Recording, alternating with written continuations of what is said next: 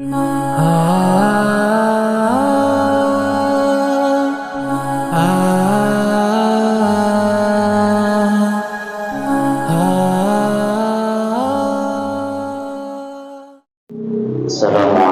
warahmatullahi wabarakatuh.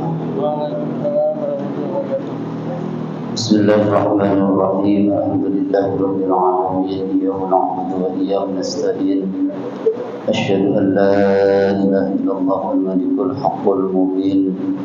Wa asyhadu anna sayyidana Muhammadan 'abduhu wa rasuluhu as-sadiqul wa'dul amin.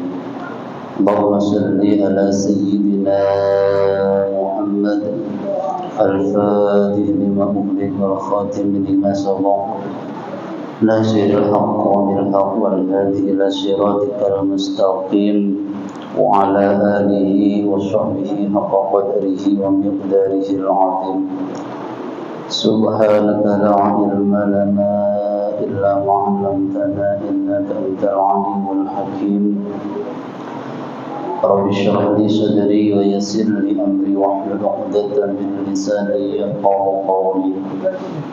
Amma ba'du fa hadaratul muhtaramin yang saya muliakan, saya hormati para bapak ibu jamaah sekalian, jamaah Masjid Istiqlal. Alhamdulillah, bersyukur kehadirat Allah Subhanahu wa taala yang telah memberikan kita nikmat kemuliaan panjang sehat walafiat dalam kondisi taat ibadah kepada Allah Subhanahu wa taala.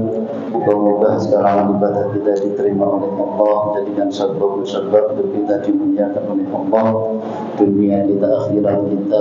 Moga-moga Allah Subhanahu wa taala memberikan ampunan akan dosa-dosa kita, dosa-dosa kedua orang tua kita, dosa-dosa daripada saudara-saudara kita, teman-teman kita, tetangga kita, dosa daripada umat Rasulullah sallallahu alaihi wasallam dan mukminin wal mukminat. Dan moga-moga pula Allah Subhanahu wa taala jadikan anak kita salih-salihah, taat pada Allah, taat pada Rasulnya, bakti pada kedua orang tuanya, mampu mengangkat derajat kedua orang tua dunia akhiratnya.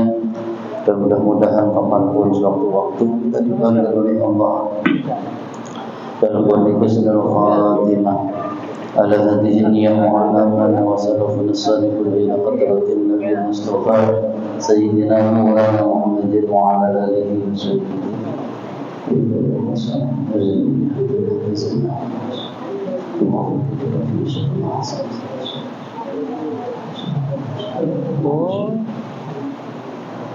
الفاتحة. أعوذ بالله من الشيطان الرجيم. بسم الله الرحمن الرحيم. الحمد لله رب العالمين الرحمن الرحيم مالك يوم الدين. إياك نعبد وإياك نستعين اهدنا الصراط المستقيم صراط الذين أنعمت عليهم غير المغضوب عليهم ولا الضالين. رب اغفر لي ولوالدي وللمؤمنين آمين. بسم الله الرحمن الرحيم. حسبي الله للدين، حسبي الله لما أمن، حسبي الله لمن نظر عليا، حسبي الله لمن حسدني، حسبي الله لمن نادني بالسوء، حسبي الله عند الموت، حسبي الله عند السؤال في القبر، حسبي الله عند الميزان، حسبي الله عند الصراط، حسبي الله لا إله إلا هو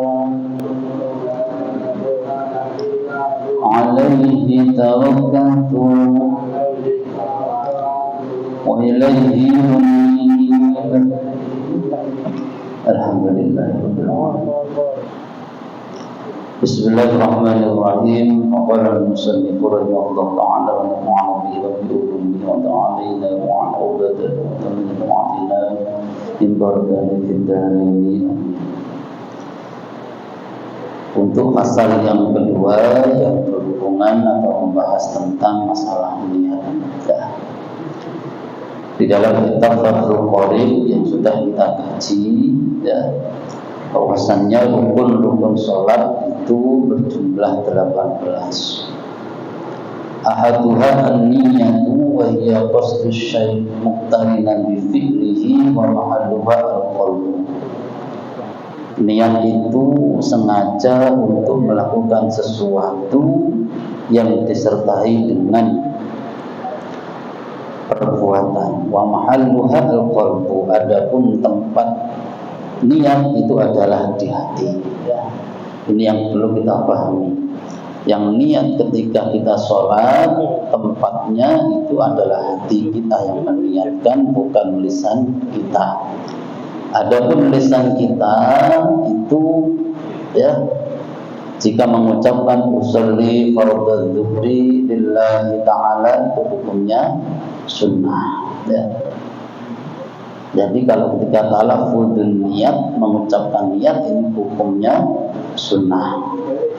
Yang wajib, yang menjadi rukun, itu adalah hati kita yang mengucapkan, yang bersamaan dengan awal melakukan sebuah perbuatan sholat, yakni bersamaan dengan ketika takbiratul ihram, ya, ini.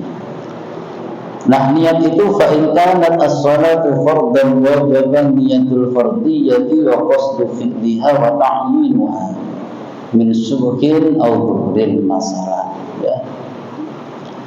Nah, niat itu ketika sholat fardu yang kita kerjakan, maka yang wajib diniatkan itu ada 3. Yang pertama, niatul fardiyah, niat untuk melakukan ibadah sholat fardu. Kemudian sengaja melakukan sholat tersebut.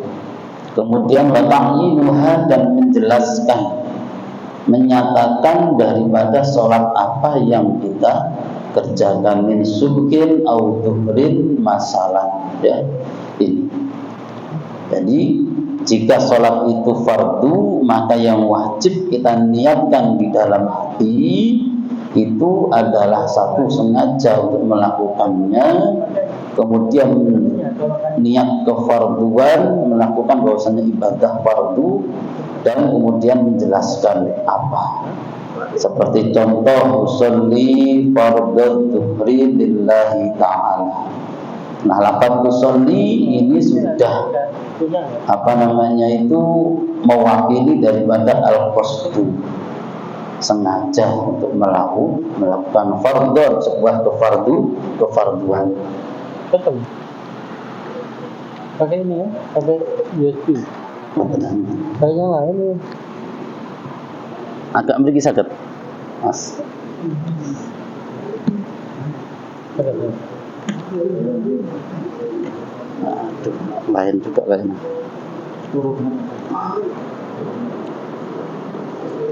Masuk lah. Ya.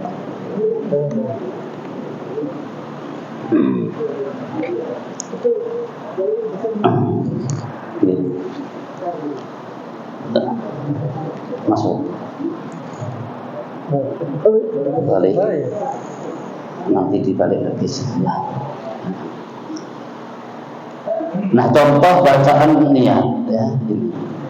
Satu, niat sholat 5 waktu, ya. Usolli fardhu dzuhri lillahi ta'ala. Ini yang wajib, ya. Yang biasanya kita niatkan, kita talaffuzkan, ya, dan nanti kita niatkan di dalam hati. Biasanya usolli fardhu dzuhri arba'a raka'atin mustaqbilal qiblati adaan, sebanyak makmuman lillahi ta'ala. Nah, itu sudah bercampur yang fardu sama yang sunnah, ya. Yang wajib ketika kita itu sholatnya adalah sholat fardu, maka al-qasdu, sengaja, ya, untuk melakukan sholat, diwakili dengan kata usolli. Kemudian fardhu, ya, kefarduan, ya, sengaja sholat yang dilakukan fardu, ya, al-fardiyah. Kemudian ditakyin fardu apa yang kita kerjakan. Ya, kalau memang duhur. Nah, di sini ada. Ya, harus dibalik aja sudah, nah gitu aja ya. Nggak bisa. Ya. Ini tadi saya bikin PowerPoint tapi dia tidak mau nampak, sehingga tetap saya bikinkan ya.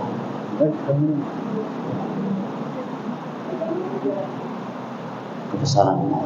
Turunkan aja tanyanya. Tanya di tembok aja kan bagus. Tanya kan turun. Tanya 50. Tidak apa-apa. Sambil ya, baru pertama kan tidak masalah. Biasa kalau pertama itu kan begitu, kalau apa-apa itu ya. Ya nganten aja kalau pertama hukum ya. Yang penting kita pahami ya di sini. Hal penting tentang niat. Satu, mengucapkan niat hanya sekedar membantu hati supaya mengingat sholat yang dilakukan.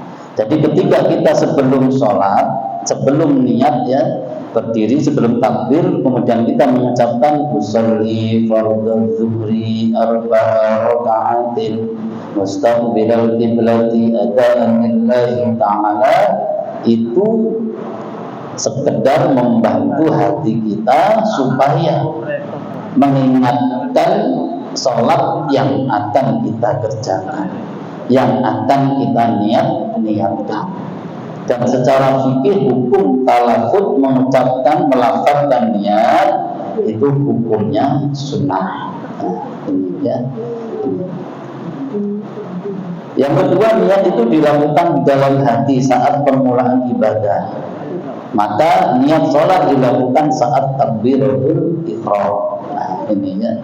Jadi ketika takbiratul ihram Allah ya, itu kita itu di dalam hati kita niat saya sengaja melakukan sholat fardu zuhur. Nah, itu saya sengaja melakukan sholat fardu zuhur. Saya sengaja mengerjakan sholat fardu zuhur. Nah, itu. Adapun 4 rakaat menghadap kiblat ya, itu lillahi ta'ala, itu adalah sunnah gitu. Ya. Nah, yang ketiga, sudah menurut mazhab Hanafi dan mazhab Hambali, niat sholat boleh dilakukan sesaat sebelum takbiratul ihram. Ini kalau menurut mazhab Hanafi sama Hambali, tidak harus muqtarinan. Kalau mazhab Hanafi dan Hambali memang boleh ubayyilat takbiratul ihram ya, sebentar sebelum ya, daripada melakukan takbir boleh ya, sedetik 2 detik ya, lebih awal daripada kita Allah, itu kalau mazhab Hanafi atau Hambali diperbolehkan ya. Kalau Syafi'iyah dan Malikiyah itu muqtarinan di awalil fi'li. Itu kalau Syafi'iyah. Jadi ketika lisan kita Allah ya, hati kita saya niat, atau pakai bahasa Arab usolli fardhu zuhri. Nah, kalau kita bahasa Arabkan, artinya niat itu boleh. Kita pakai bahasa Arab boleh, bahasa selain Arab juga boleh, karena niat itu rukun qalbi, perbuatan yang dilakukan oleh hati. Ya. Jadi kalau kita langsung seumpamanya Allah, ketika Allah hati kita usolli fardhu zuhri arba'a raka'atin ya, meniatkan itu di hati boleh. Pakai bahasa Arab afdal, malahan lebih utama pakai bahasa Arab ya. Ini diartikan bahasa Indonesia boleh, diartikan bahasa lain juga boleh. Yang penting kalau Syafi'iyah, Malikiyah itu muqtarinan bi awalil fi'li, bersamaan dengan awal daripada perbuatan. Kalau Hanafi dan Hambali boleh sebelum ya, sesaat ya, artinya sebentar, jedanya itu sedikit ya, sebelum sholat itu boleh, apa sebelum takbir itu boleh ya, ini ya. Nah, ada pun lafaz-lafaznya niat ini tadi ya, lafaz-lafaznya niat ya, tadi sudah kita baca ya sebagiannya ya. usolli fardhu dhuhri arba'a raka'atin, ya itu sudah ya. Yang wajib usolli fardhu dhuhri. Usolli itu sebagai perwakilan daripada kata al-qasdu, sengaja untuk melakukan sholat fardhu dari kata fardiyah. Ad-dhuhri itu adalah ditakyin sholatnya ini apakah zuhur, asar, maghrib, isya. Bila itu sholat fardu harus disebutkan, harus dijelaskan sholat apa yang kita kerjakan. Ya ini. Ya, jadi usolli fardhal asri lillahi ta'ala, cukup sudah. Ya, cukup. Usolli fardhal maghribi lillahi ta'ala, cukup.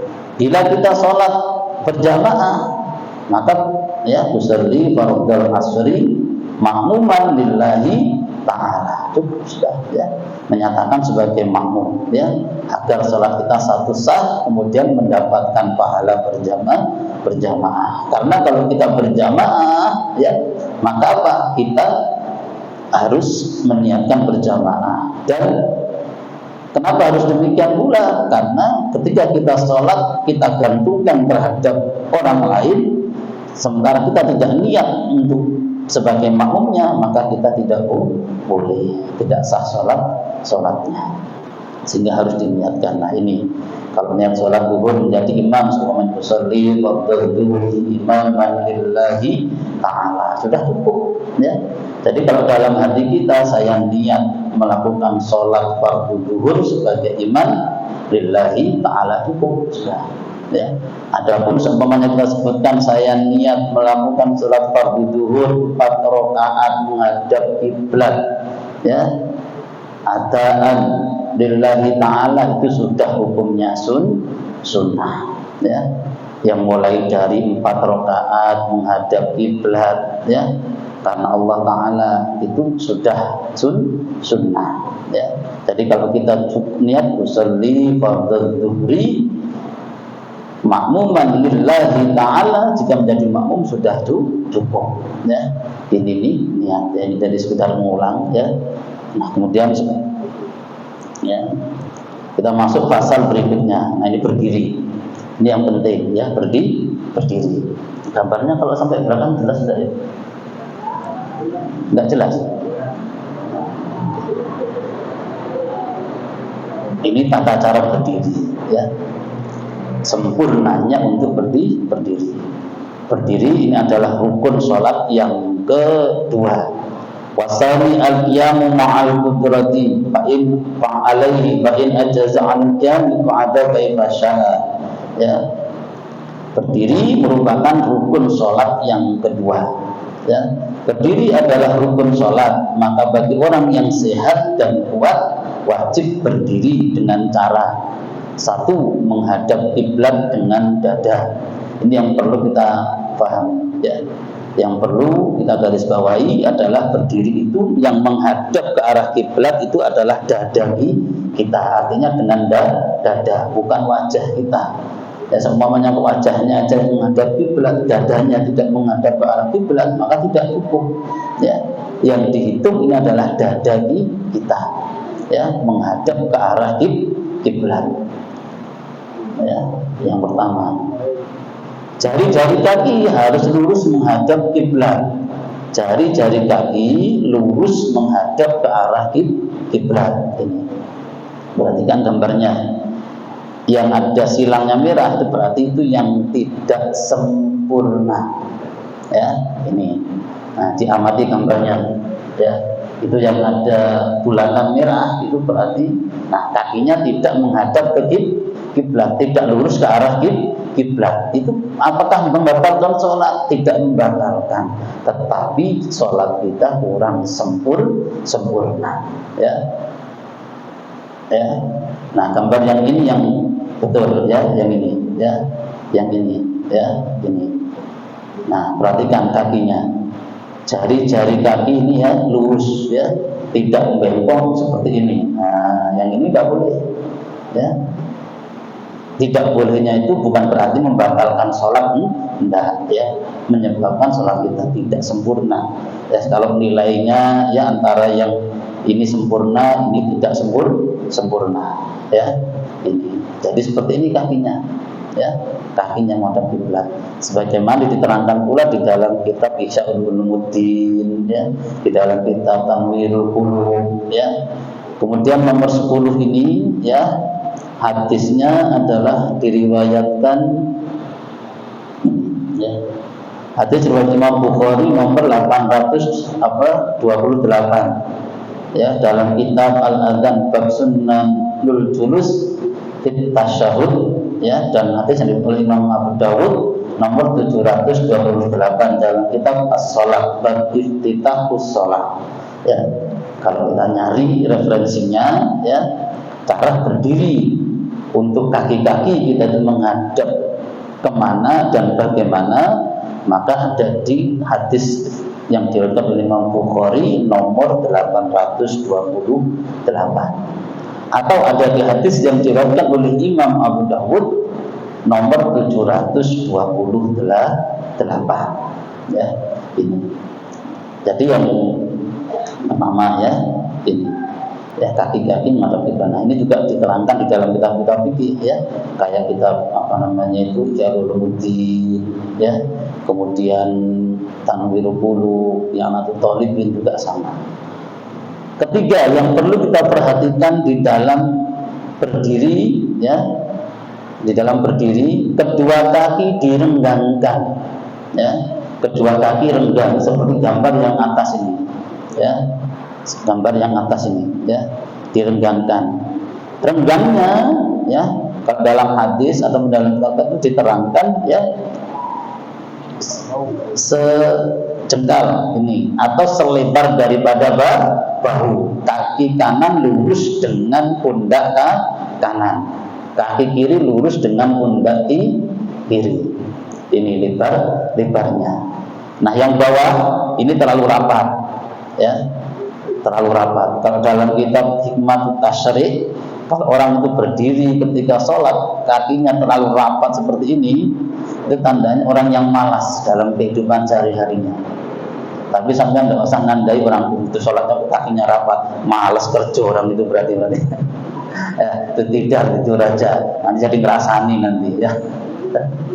Ya, ini, ya, ya, tidak sempurna. Sekali lagi, ini tidak menjadi hal perkara yang menyebabkan sholat kita tidak sah, tidak, ya. Tapi sempurnanya adalah seperti ini, ya, sejengkal antara jarak kaki kanan kaki kiri, atau kaki kanan lurus dengan pundak kanan, kaki kiri lurus dengan pundak kiri. Ini terlalu lebar juga tidak boleh, ini, ya, tidak boleh, ya, ini lebar betul kayak Ronaldo mau nendang penalti, ya kan, ini tidak boleh, ya. Itu kalau dalam hikmah tasyri'nya, kenapa Rasulullah melarang itu tandanya orang yang serakah, ya, orang serakah, ya, orang serakah, ya. Jadi berdiri ketika sholat, ya, kaki tidak boleh terlalu rapat, kemudian juga tidak boleh terlalu renggang. Nah, bagi laki-laki diperhatikan, bagi laki-laki mata kaki tidak tertutup celana atau sarung, ya, atau gamis, ya, ini. Bagi laki-laki mata kaki tidak tertutup celana, sarung atau gamis, tepatnya setengah betis atas sedikit ke bawah, ini, ya. Nah, di sini, ya, sini, ya, ini kan mata kaki, ya, ini mata kaki, ya, mata kaki tidak tertutup. Nah, kalau yang ini menutupi, ya, pakai sarung, pakai gamis, pakai celana, ya, seumpamanya menutupi mata kaki, ini tidak boleh. Kalau dalam hadisnya, mohon maaf, itu termasuk ciri tanda orang yang sombong, ya, ini ciri, ya, tandanya orang sombong. Nah, kalau yang berdiri yang kaki kanan dan kaki kiri jaraknya ini tadi, ya, sejengkal, ya, itu keterangannya dalam kitab hadis yang diriwayatkan oleh Imam Abu Dawud nomor 633, ya, ini. Kemudian larangan daripada kaki, ya, sarung kita, celana kita, gamis kita menutupi daripada mata kaki, itu dilarang di Rasulullah SAW. Keterangannya dalam hadis juga yang diriwayatkan pula oleh Imam Abu Dawud nomor 4889, nomor 4089, ya. Ini keterangannya. Jadi semuanya ini berdasarkan hadis-hadis Rasulullah Shallallahu Alaihi Wasallam.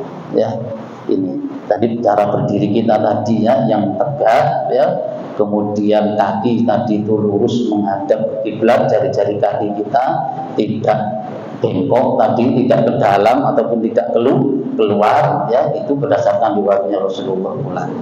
Ya, berdiri yang jaraknya sejengkal atau kaki kanan lurus dengan pundak kanan, kaki kiri lurus dengan pundak kiri, itu pun berdasarkan hadis Rasulullah. Merapatkan kaki atau terlalu renggang kaki itu terlalu lebar, itu juga berdasarkan larangan daripada Rasulullah Sallallahu Alaihi Wasallam. Nah, yang kelima, kepala menunduk dan pandangan mata tertuju ke tempat sujud. Ya, ini. Ketika kita berdiri, ya, kepala kita menunduk dan pandangan kita ke tempat sujud. Ini gambarnya. Kalau menunduk ini kayaknya tidak terlalu jelas ya. Ya, tidak boleh tidak melihat ke atas selama sholat. Ya, mendangakkan kepala, makruh hukumnya. Ya, makruh, dangak ke atas saja ya. Hukumnya makruh. Nah, ini tidak boleh ya. Tidak melihat ke atas selama sholat. Ini ya, di sini. Ini tidak boleh ya, makruh hukumnya makruh kalau sholat kita melihat mendangak ke atas ya, ini ya, ini ya, ini. Keterangannya dalam hadis riwayat Imam Baihaqi nomor 283. Kemudian hadis riwayat Imam Muslim nomor 428. Ya, ini ya, kalau ketika berdiri pandangan kita menghadap ke arah tempat sujud, tidak boleh untuk menghadap ke arah atas ya. Nah, itu keterangannya ada dalam kitab Imam Baihaqi nomor 283. Kemudian hadis riwayat Imam Muslim nomor 428.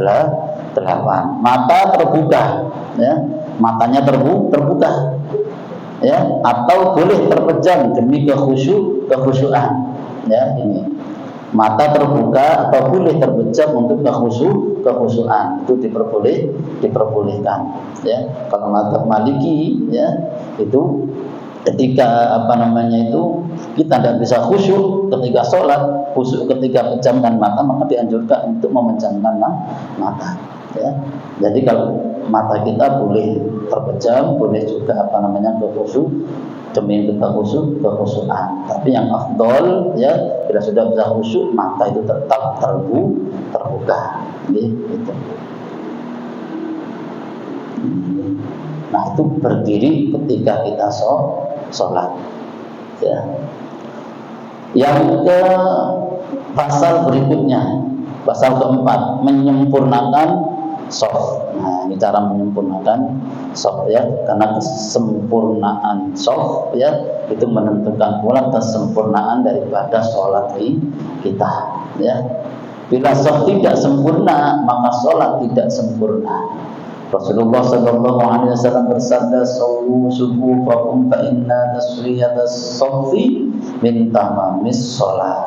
Ya, sempurnakanlah, luruskanlah, rapatkanlah shaf kalian, karena sesungguhnya menyempurnakan shaf itu termasuk dari kesempurnaan sholat. Nah, ini ya, harus lurus dan rapat ya.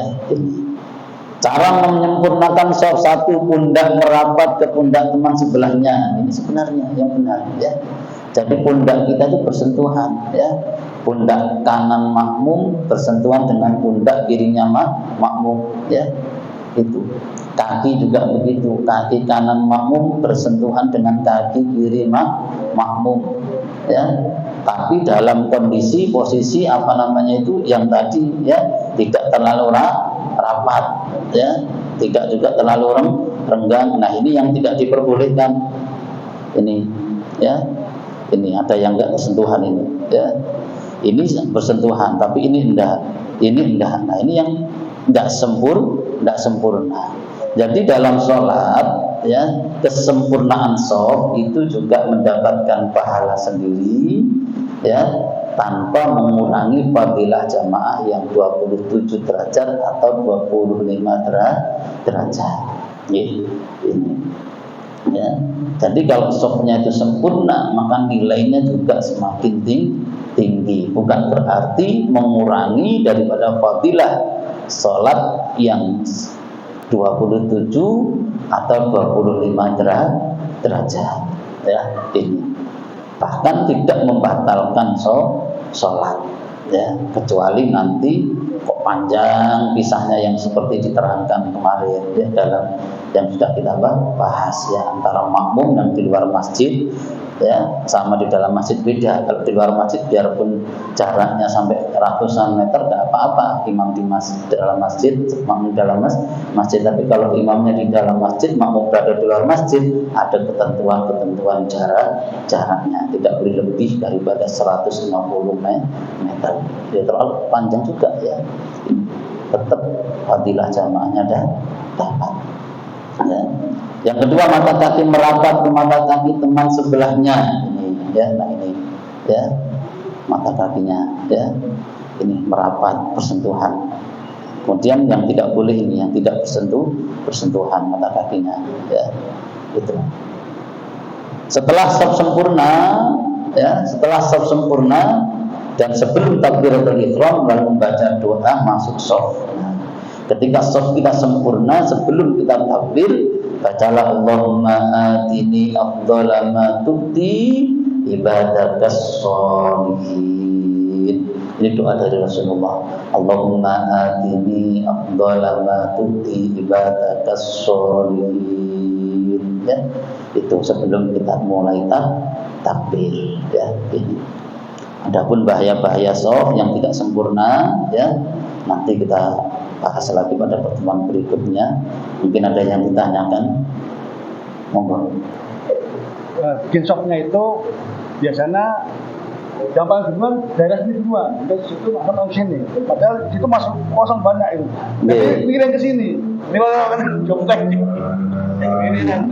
Terima kasih. Kalau shaf memang yang paling afdol itu sebelah kanan imam, ya, sebelah kanan imam.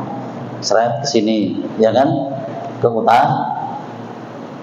utara, ya, sini kan ke utara dulu kan, sebelah kanan, baru ke sebelah kiri yang pertama, baru yang kedua. Makanya biasanya sini sudah penuh, sini kadang-kadang baru cuma ada 3. Mungkin yang mencari yang lebih utama tadi, ya, enggak. Karena memang yang paling utama shaf itu sebelah kanan imam, ya, baru yang sebelah kiri. Walaupun dekat dengan imam, tapi dia di sebelah kiri, kalah sama yang di sana, yang sebelah kanan, ya. Memang seperti itu fadilah shaf, ya, ini. Nah, makanya cara bikin shaf itu kadang-kadang gitu, ada yang langsung dari sana, itu dari tengah dulu lah ke saya, ya, samanya, ya, tengah kanan. Jangan pula nanti dihilangkan, akhirnya apa? Kalau begitu imamannya digeser aja sebelah ujung sana, ya. Jadi nanti biar ini semuanya, ya, jangan pula, ya. Kelihatannya kok enggak etis, ya kan. Ya, ini. Jadi kalau memang diterangkan, ya, di dalam hadis atau di dalam fikih, ya, istilahnya fikih, itu memang shaf itu yang paling utama sebelah kanan daripada imam, baru sebelah kiri. Itu, ya. Itu mungkin, ya, yang dapat saya sampaikan. Insyaallah pertemuan berikutnya, nah, ini kita mengkaji tentang bagaimana tata cara kita ketika takbiratul ihram mengangkat kedua tangan, yang hukum mengangkat kedua tangan ini sunnah. Sekali lagi, yang rukun itu adalah bacaan takbirnya. Mengangkat kedua tangan itu hukumnya sunnah. Mengangkatnya pun ada beberapa cara. Begitu pula setelah kita angkat, kita meletakkan di mana posisinya, di dada kah atau di bawah dada, di atas pusat, itu pun ada beberapa riwayat yang insya Allah yang kita lihat sehari-hari daripada saudara-saudara kita itu sudah sesuai dengan sunnah, sehingga tidak usah itu kok begini salah, yang benar begini. Semuanya insya Allah yang sudah sering kita lihat berdasarkan sunnah, jadi tidak usah saling menyalahkan. Ini pakai yang ini monggo, ini pakai yang ini monggo, ya mengangkat tangannya kok di sini aja, tidak apa-apa. Memang Rasulullah pernah, dan nanti insya Allah itu akan kita kaji, ya bagaimana mengangkat kedua tangan posisinya, kemudian meletakkan kedua tangan ini bagaimana posisinya. Insyaallah mudah-mudahan semuanya sehat walafiat. Bismillahirrahmanirrahim. Amin. Alhamdulillahirabbil alamin. Allahumma syakirin anta na'imin. Baika fina ayba fi nasika ya rabbana ta'amdu. Wa man yuqul bi jalali wa majlal karim wa alim sultan wa salli sayyidina Muhammadin al-Dadi wa sallallahu alaihi wa sallam. Allahumma rzuqna fahman nabiyyi wa hidal mursalin wa ilhamna malaikatil muqarrabin wa rahmatika ya arhamar rahimin. Allahumma إلى بذل وزينا بالحلم وأكرمنا بالعجب منا بالعافية. اللهم هذه الدار الله فيها عباد الرحمن يا رب رسول سيدنا محمد. اللهم ربك ارفع عنا البلاء ومكن أنفسنا بحرمته وعلمنا في طريقته ومعافاته من الفتن. اللهم وعلمنا أنت وعلمنا ما ينفعنا وزدنا علما فهما.